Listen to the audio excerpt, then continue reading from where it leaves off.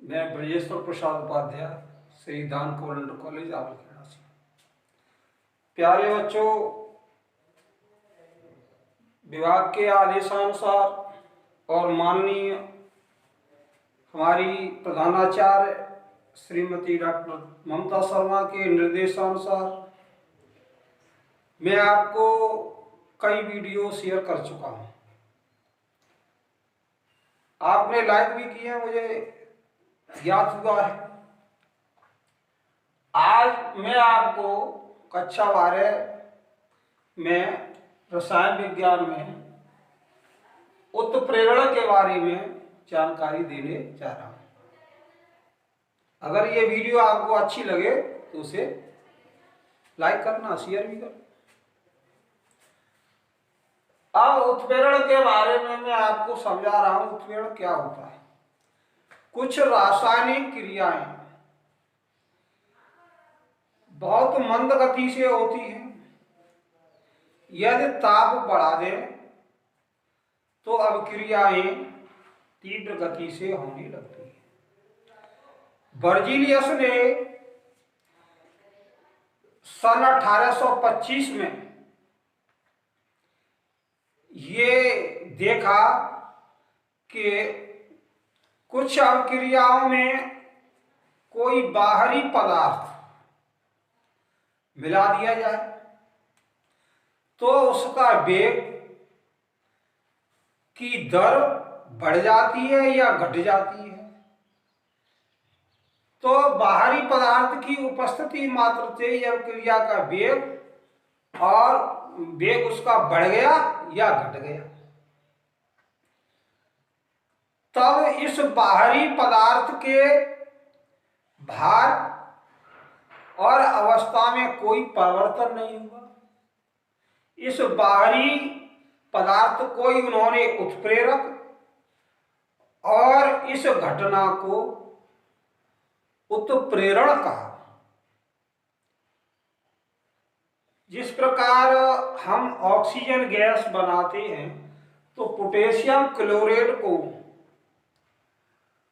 360 degree centigrade पर गर्म करते हैं तो हमें बहुत कम मात्रा में ऑक्सीजन गैस प्राप्त होती है। यदि पोटेशियम क्लोराइड में हम थोड़ी सी मात्रा मैग्नीज डाइऑक्साइड मिला दी जाए, कौन सी भारी पदार्थ, कौन सा, मैग्नीज डाइऑक्साइड MnO2 मिला दी जाए, तो यह अभिक्रिया मात्र 250 डिग्री सेंटीग्रेड पर संपन्न होने लगती है और अधिक मात्रा में हमें ऑक्सीजन गैस प्राप्त होती है।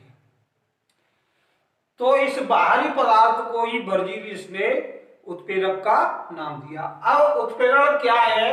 मेन चीज तो वे पदार्थ जो रासायनिक अभिक्रिया के वेग को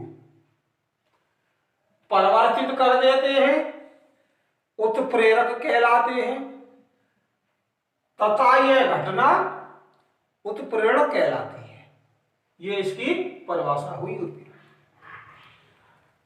अब भौतिक अवस्था के आधार पर हम इनका वर्गीकरण करते हैं तो भौतिक अवस्था के आधार पर उत्प्रेरक दो प्रकार के होते हैं।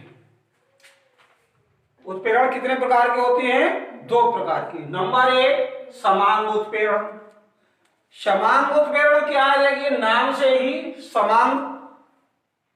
पिछली कक्षा में मैंने आपको जब मिश्रण के बारे में बताया था, समांग मिश्रण और विषमांग मिश्रण।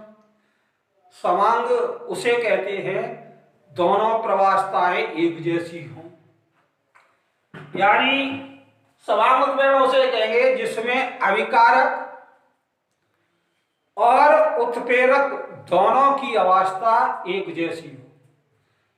अभिकारक मान लीजिए गैस है तो उत्प्रेरक भी गैस ही होना चाहिए।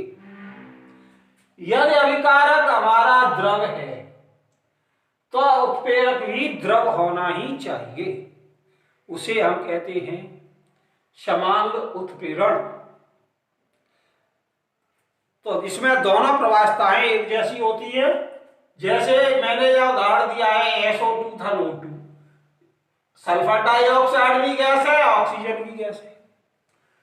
यहाँ NO गैस जो है उत्प्रेरक का कार्य करती है, सल्फर डाइऑक्साइड हमें प्राप्त SO3 प्राप्त हो रही है। तो इस अवस्था में ध्यान देखिए अभिकारक दोनों इसके गैस हैं और उत्प्रेरक भी हमारा गैस ही है। ये समांग उत्प्रेरण का उदाहरण है। दूसरा उदाहरण है कि सुक्रोज के जलीय विलयन में हम तन सल्फ्यूरिक अम्ल का जलीय विलयन मिला दो, सुक्रोज के जलीय विलयन में तन सल्फ्यूरिक अम्ल मिला दें तो यहाँ पर तन सल्फ्यूरिक अम्ल भी द्रव अवस्था में है और समांग उत्प्रेरक का कार्य कर रहा है। जब इसे हम गर्म करते हैं तो हमें ग्लूकोज और फ्रक्टोज दोनों चीजें प्राप्त होती है।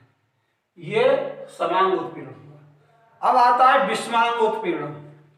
विषमांग उत्प्रेरण किसे कहते हैं? इसमें दोनों प्रवास्थाएं यानी अभिकारक की अवस्था और उत्प्रेरक की अवस्था विपरीत होती है। अभिकारक गैस होगा तो उत्प्रेरक ठोस हो सकता है या द्रव हो सकता है। यदि हमारा अभिकारक ठोस है तो उत्प्रेरक गैस और द्रव में से हो सकता है। यदि अभिकारक हमारा द्रव है तो उत्प्रेरक ठोस और गैस हो सकता है। इस प्रकार दोनों प्रवास्थाएं इनकी अलग अलग होगी अभिकारक और उत्प्रेरक की। उस कंडीशन में विषमांग उत्प्रेरण उत्पन्न होता है। जैसे हेबर विधि से जब हम अमोनिया का औद्योगिक निर्माण करते हैं तो उसमें नाइट्रोजन और हाइड्रोजन दोनों गैसीय अवस्था में होते हैं और यहाँ Fe ठोस अवस्था में रहती है। तो यहाँ Fe उत्प्रेरक का Fe जो है उत्प्रेरक का कार्य कर रहा है और इसकी अवस्था ठोस है, तब हमें जाकर के अमोनिया गैस प्राप्त होती है। दूसरी अवस्था, दूसरा उदाहरण है इसका, सल्फर डाइऑक्साइड SO2 भी या गैस है और ऑक्सीजन भी गैस है। या प्लेटिनम ठोस अवस्था में हम ठोस प्लेटिनम को उत्प्रेरक के रूप में यूज कर रहे हैं, प्रयोग कर रहे हैं, तो यहाँ सल्फर डाइऑक्साइड हमें प्राप्त होती है। इस तरीके से भौतिक अवस्था के आधार पर उत्प्रेरण को हम दो भागों में बांटते हैं। अब कार्यविधि के आधार पर हम इसका वर्गीकरण करते हैं। तो कार्यविधि के आधार पर इसका वर्गीकरण सर्वप्रथम आता है हमारा धनात्मक उत्प्रेरण। धनात्मक उत्प्रेरण किसे कहते हैं? वे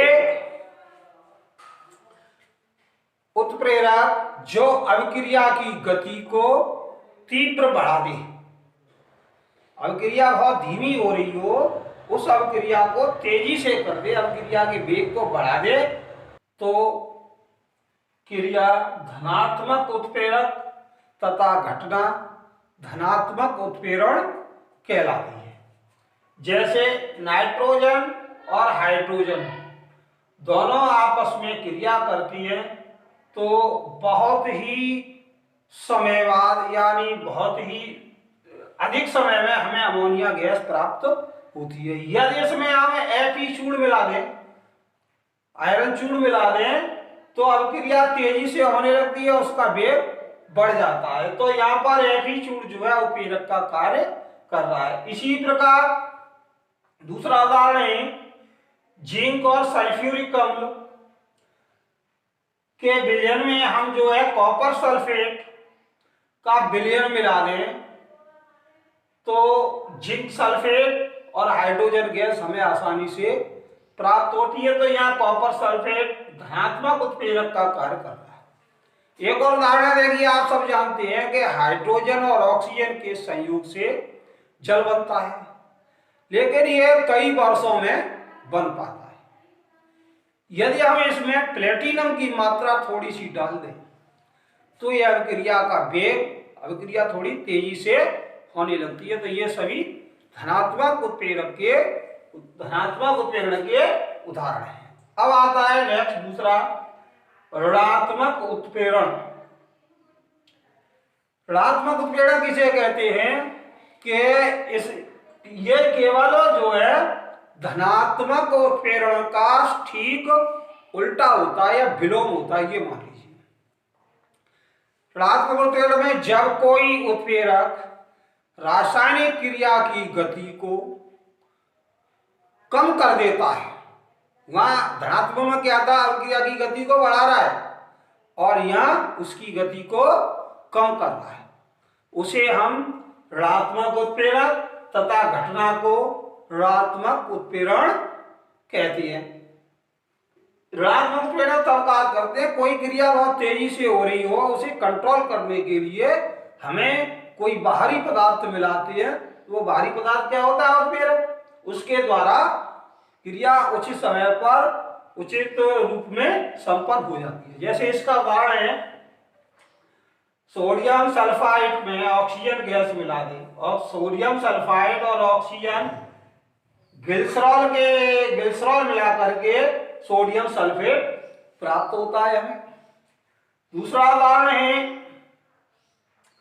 क्लोरोफॉर्म वायु की ऑक्सीजन से क्रिया करके बहुत मात्रा में कार्बोनिल क्लोराइड, जिसको कहते हैं हम फॉस्जीन गैस, जो बहुत ही विषैली होती है, बना देती है। तो फॉस्जीन गैस कम मात्रा में बने, इसके लिए हम इसमें 2.2% एथेनॉल का विलयन मिला देते हैं। तो यहाँ पर एथेनॉल ऋणात्मक उत्प्रेरक का कार्य करता है, तो क्रिया बहुत ही मंद गति से होती है और फॉस्जीन गैस बनने की मात्रा बहुत कम हो जाती है।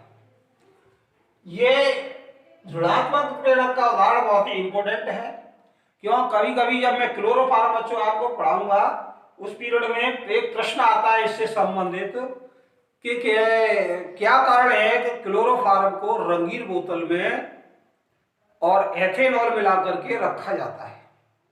उसका कारण यही है कि क्लोरोफॉर्म को रंगीन बोतल में इसलिए रखते हैं कि सूर्य का प्रकाश नहीं पहुंचे उसके अंदर, और एथेनॉल मिला करके फॉस्जीन गैस कम बनती है। चलो ये तो नेक्स्ट चीज है, क्लोरोफॉर्म पढ़ाऊंगा उसके बाद में मैं आपको बताऊंगा इसके बारे में।